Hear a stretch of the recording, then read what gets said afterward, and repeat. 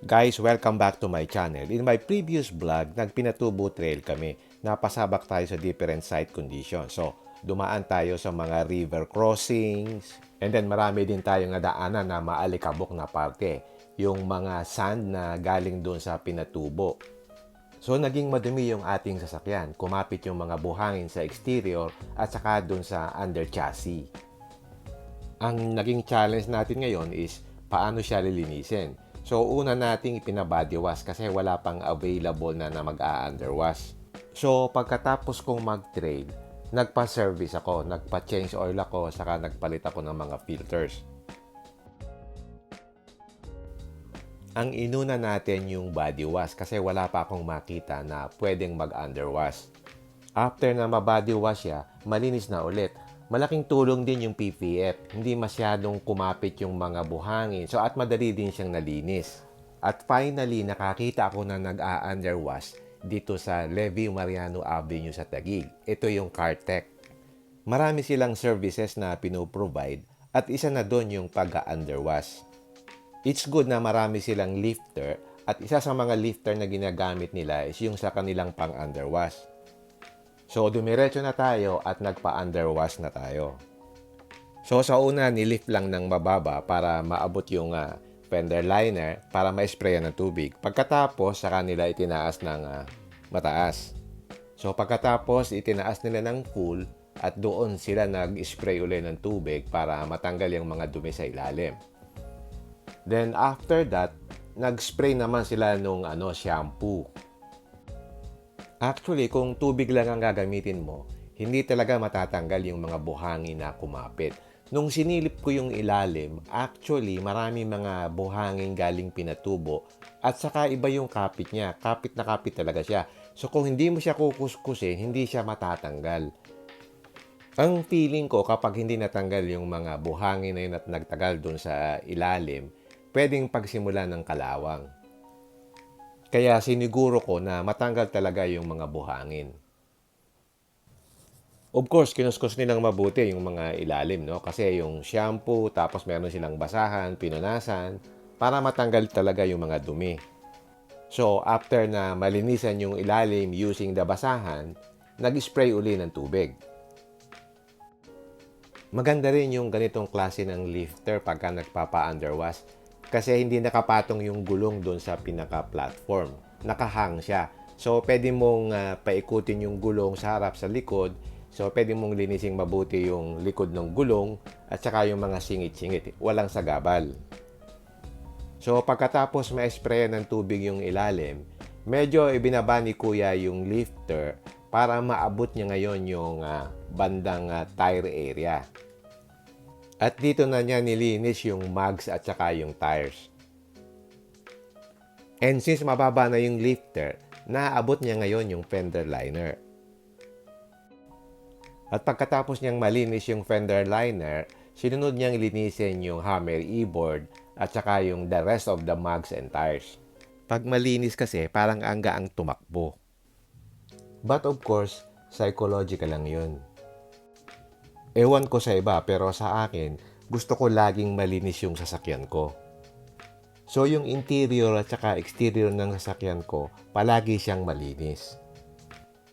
At ito namang pag-underwash, usually ginagawa ko lang ito once a year. Yan din yung time na sinisilip ko yung ilalim para malaman ko kung merong mga issues. Okay, after na mapunasan ng shampoo yung mga mugs, tsaka yung mga under nung fenders, ni-sprayan ulit ng tubig para matanggal na yung mga dumi.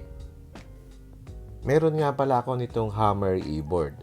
So wala naman naging issue kahit na-sprayan siya ng tubig.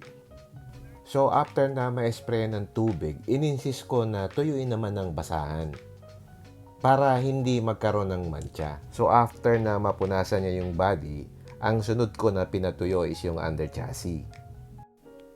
Once na matuyo na yan, okay na yan. Ang advice ko is magpa-underwash kayo at least once a year para ma-maintain mo yung pangilalim.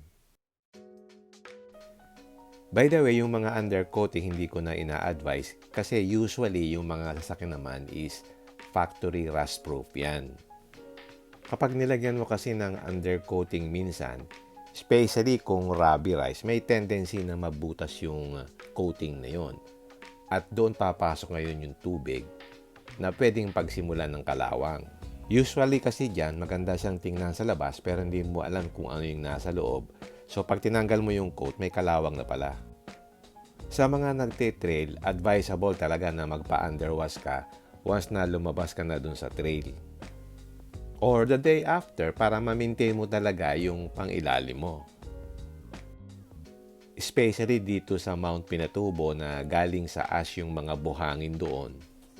May tendency talaga na magkurod yung pangilalim mo pag hindi mo naagapan ng underwash. So yan, malinis na siya. Even yung upper suspension components, malinis na. At ito naman ang itsura ngayon ng Fox Shocks dito sa likod.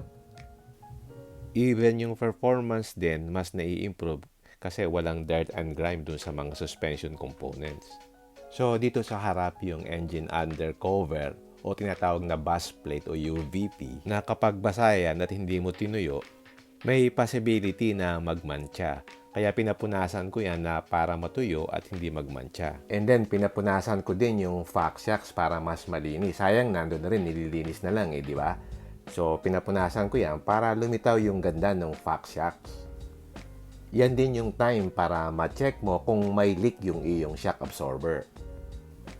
So, after na mapunasan yung front na Fox Shocks, yung rear Fox Shocks naman ang pinatuyo natin. At isinama na rin nating pinapunasan yung differential. Of course, para sipagin si Kuya, kailangan bigyan mo siya ng tip. Okay, tapos nang mapunasan yung pangilalim. So, satisfied naman ako sa result ng pagkaka-underwash ko. Ang cost nga pala ng underwash is 660 pesos. I don't know if mahal ito o mura. So, ito yung itsura nung Cartec kung saan ako nagpa-underwash. Ito ay matatagpuan sa Levi Mariano Avenue dito sa Taguig. So, yan ang itsura niya pagkatapos nating magpa-underwash. May peace of mind na ako kasi in my mind natanggal na yung mga buhangin dun sa under chassis na in the future pwedeng pagsimulan ng kalawang kung hindi natanggal. So, malinis naman yung pagkakagawa nila, even yung body nalinis ng maayos.